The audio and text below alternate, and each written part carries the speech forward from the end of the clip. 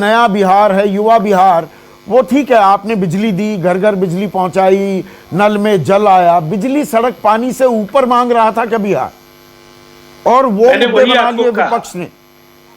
देखिए, लोग कहेंगे इन 15 वर्षों में इतना ही क्यों हुआ, और मैं अब चूंकि अब वोट मांगने का समय निकल गया, ये सवाल लेकिन आज भी बदस्तूर कायम है कि 58 वर्षों में फिर आपने क्या दिया।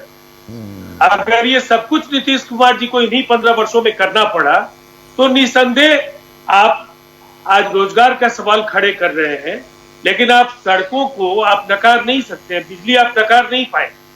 तो ये बिहार का जमीनी सच है कि बिहार में जो कुछ दिख रहा है इसका श्रेय नीतीश कुमार जी को जाता है। जनता को हो सकता है गुरु प्रकाश, क्या बीजेपी को भी अपनी स्ट्रैटेजी थोड़ा रिविजिट करनी पड़ेगी? एक के बाद एक विधानसभा चुनावों में आपको हार का सामना करना पड़ रहा है। मैं राजस्थान, मध्य प्रदेश इनकी बात नहीं कर रहा हूं।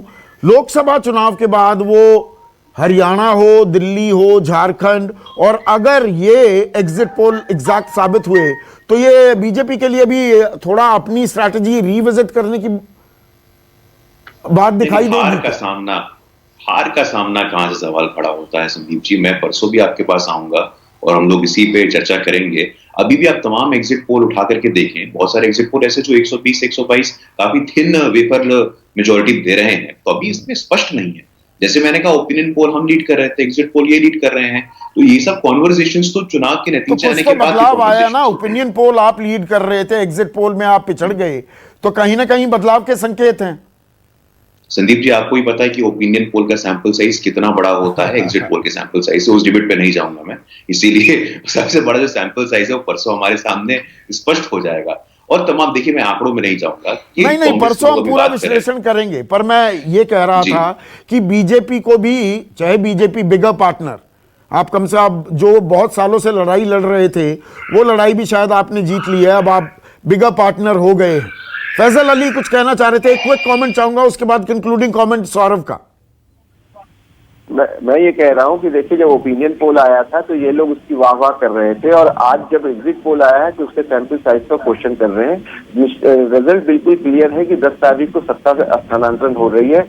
एक चीज जो मैं आपको कहना चाहूंगा वो ये है कि देखिए, नकारात्मक चीजें जो कही जा रही थी, खासकर से जंगल राज का, जो तथाकथित जंगल राज का भूत निकाल रहे थे, वो भी इस इलेक्शन में बहुत डिसाइसिवली नहीं, वो प्रिसाइज विश्लेषण हम करेंगे, प्रिसाइज विश्लेषण 10 तारीख को करेंगे, आप सब लोग मेरे साथ होंगे। लेकिन सौरभ, एक अब आखिरी सवाल आपसे। कल मैंने आपसे पूछा था, आपसे, सभी सहयोगियों से, स्टूडियो में भी सुकेश थे, राजीव रंजन थे, कि भाई आप क्या बता रहे हैं। आपने कहा एनडीए को बढ़त मिलेगी। अब एग्जिट पोल के बाद अपना अनुमान बदलने को तैयार हैं सौरभ? कुछ और इनपुट्स भी आ गए होंगे आपके पास, या अभी भी आप इस बात पर अडिग हैं कि एनडीए को बढ़त रहेगी इस चुनाव में? जी बिल्कुल, मैं अपने बात पर अडिग हूं। मैंने कल जो कहा था मैं आज उसी बात को दोहराऊंगा। लेकिन सबसे बड़ी बात है कि अगर महागठबंधन की सरकार बनती है, अगर तेजस्वी यादव मुख्यमंत्री बनते हैं, तो निश्चित रूप से जो बदलाव है वह जरूर हमें दिखाई देगा, दर्शकों को दिखाई देगा, जैसा बदलाव आज यहाँ पर दिखाई दे रहा है। जिस तरीके से एग्जिट पोल के परिणाम दिखाई दे रहे हैं, जो एग्जिट पोल हमें दिखाई दे रहे हैं, उस तरीके से अगर यहाँ पर लालू यादव होते तो निश्चित रूप से कार्यकर्ताओं की एक भीड़ होती, नेताओं की एक भीड़ होती। लेकिन अब नेता तेजस्वी यादव हैं, तो उन्होंने साफ तौर पर अपने कार्यकर्ताओं को, नेताओं को कह दिया है कि जब तक परिणाम नहीं आएंगे तब तक कोई खुशी नहीं मनाई जाएगी, और परिणाम आने के बाद भी खुशी होगी, जश्न होगा, हुड़दंग नहीं होगा। तो निश्चित रूप से यह एक नई आरजेडी है जिसका संकेत बार-बार तेजस्वी यादव बोल रहे हैं। सौरभ, ये नियो आरजेडी है क्या? ये बदली हुई आरजेडी है क्या, जिस पर तंज कस रहे थे अभी गुरु प्रकाश की? देखिए, अपनी विरासत, अपने पिता सब की तस्वीरें हटा दी, तो नए पन्ने से शुरुआत कर रहे हैं क्या? 10 तारीख तक रुकिएगा, तब विश्लेषण और सटीक हो पाएगा, क्योंकि अभी हम कयास के आधार पर बहुत सारे सवाल पूछ रहे हैं। आप सभी का बहुत बहुत शुक्रिया।